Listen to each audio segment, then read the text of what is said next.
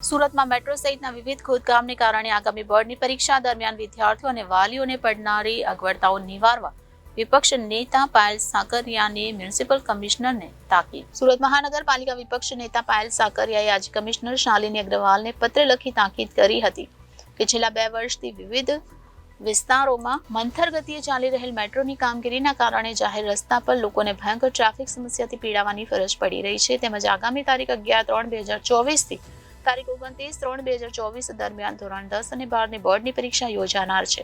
ત્યારે પાલિકા દ્વારા સેન્ટ્રલ ઝોન અને અઠવા ઝોન વિસ્તારમાં વિકાસના કામ કરવા હયાત રસ્તાઓને બંધ કરીને ડાયવર્ઝન આપવાનું જાહેરનામું પ્રસિદ્ધ કરવામાં આવ્યું છે. જે કામગીરી દરમિયાન પરીક્ષા યોજાનાર હોવાથી વિદ્યાર્થીઓ વાલીઓને ખૂબ મુશ્કેલીનો સામનો કરવાની ફરજ પડશે. જે બાબતે આજરોજ જિલ્લા શાસન અધિકારી શ્રીનો વિદ્યાર્થીઓને પરીક્ષા કેન્દ્ર પર પહોંચવા બાબતે આશ્ચર્યજનક રીતે વાલીઓની જવાબદારી નક્કી કરતો ઉડાવ જવાબ આપીને હાથ અદ્ધર કરી દીધો હોય તેમ જણાઈ આવ્યું છે. આ સંદર્ભે પાયલ સાકરિયાએ કમિશનરને સૂચન કર્યું કે સુરત મહાનગરપાલિકાના વિવિધ વિસ્તારોમાં હાલમાં મોટાભાગના રોડ પર મેટ્રો સહિતના વિવિધ વિકાસ કામો કાર્યરત હોવાથી ટ્રાફિકની હયાત સમસ્યા નવા માર્ગ બંધ કરવાથી વધુ વિકરાળ બનશે.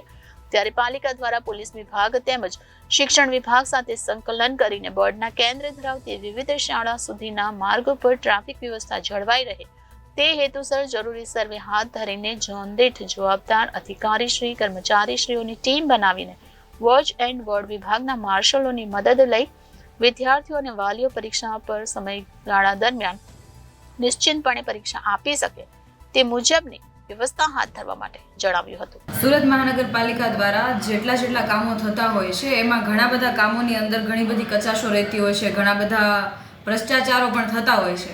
પરંતુ સવાલ એ છે કે સુરત મહાનગરપાલિકા પાસે કોઈ જ આગોતરા આયોજન ના હોય એવી રીતના કામો થતા હોય છે. જેની હમણાં આપણે વાત કરીએ કે SVNIT બાજુથી જે ઉમરા બ્રિજ તરફ જે જતો રસ્તો છે એ રસ્તાને ખોદીને એમાં ડ્રેનેજ લાઇન અને પાણીની લાઇનનું જે નેટવર્ક નાખવાનું કામગીરી છે એ કામગીરી ચાલુ કરવામાં આવી છે અને એમાં 50 દિવસ આ રસ્તો બંધ રહેશે એના માટેની નોટિફિકેશન બહાર પાડવામાં આવ્યું છે. હાલમાં ખબર છે કે જે 10મું 11મું ધોરણ ભણતા જે વિદ્યાર્થીઓ છે એમની હમણાં બોર્ડની એક્ઝામો આવવાની છે. તો એક્ઝામ 11 માર્ચથી ચાલુ થવાની છે. તો બાળકોને અવર જવરમાં જે નજીકના જે કેન્દ્રો હશે ત્યાં પહોંચવામાં કેટલો સમય લાગશે અને ફિક્સ સમય હોય છે કે ત્યાં પહોંચવાનું હોય છે, તો એમને આવવા જવામાં કેટલી બધી મુશ્કેલીઓ પડશે. આ સમય દરમિયાન લેટ પહોંચશે, હાલાકીનો સામનો કરવો પડશે. તો સુરત મહાનગરપાલિકાએ કયા પ્રકારનું આયોજન કર્યું? જનરલી કેવું હોય છે, કોઈ પણ કામગીરી કરતા હોય એ પહેલાંથી તમામ પ્રકારના આયોજનો હોય છે. એમાંનો એક ભાગ એવો પણ હોય છે કે ખૂબ ઓછા લોકોને ઇફેક્ટ થાય અને એ પ્રમાણે આપણે કોઈ પણ પ્રકારની સુવિધા કે કોઈ પણ પ્રકારનું નેટવર્ક આપવાનું હોય એ કામગીરી ચાલુ થતી હોય. પરંતુ વગર કોઈ આયોજને આવા જે નિર્ણયો લેવામાં આવે છે એના કારણે સુરતના લોકો ખૂબ હેરાન થાય છે. આના પહેલાં પણ ઘણી બધી એવી ફરિયાદો અમે જોઈ છે કે જે આ રોડ બનાવી દેવામાં આવે છે, પછી યાદ આવે છે કે ભાઈ ગટર લાઈન નાખવાની બાકી હતી અથવા તો પાણીની લાઈન નાખવાની બાકી હતી. તો આવા આયોજન શા માટે? તો આ ભારતીય જનતા પાર્ટીના શાસકો છેલ્લા 30 વર્ષથી આ કોર્પોરેશનની અંદર સત્તામાં છે. તો એમનું કયું વિઝન છે કે જેનાથી એ સુરત મહાનગરપાલિકાને કંઈક સારું આપી શકે અથવા સારા કામો કરી શકે? પરંતુ કોઈ વિઝન ના હોવાના કારણે આજે લોકો ખૂબ મોટી સંખ્યામાં હેરાન થાય છે અને એનો ભોગ જે છે આજે એના બકવાસ જે નિર્ણયો છે એના કારણે ભોગ લોકો બને છે.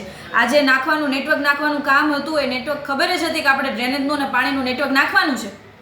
તો જેવું આપણે ચોમાસું ગયા વર્ષનું પૈતું તરત જ જો આયોજન કરવામાં આવ્યું હોત તો અત્યાર સુધીમાં એ નેટવર્ક નખાઈ ગયું હોત અને એની કામગીરી પૂર્ણ થઈ ગઈ હોત. પરંતુ પોતાનું જે વિઝન ના હોવાના કારણે, પોતાની જે આવડત છે એ ના હોવાના કારણે અને સ્લો સિસ્ટમના કારણે આજે જે 50 દિવસનું જે નોટિફિકેશન બહાર પાડી છે જેના કારણે ખૂબ લોકો હેરાન થવાના છે.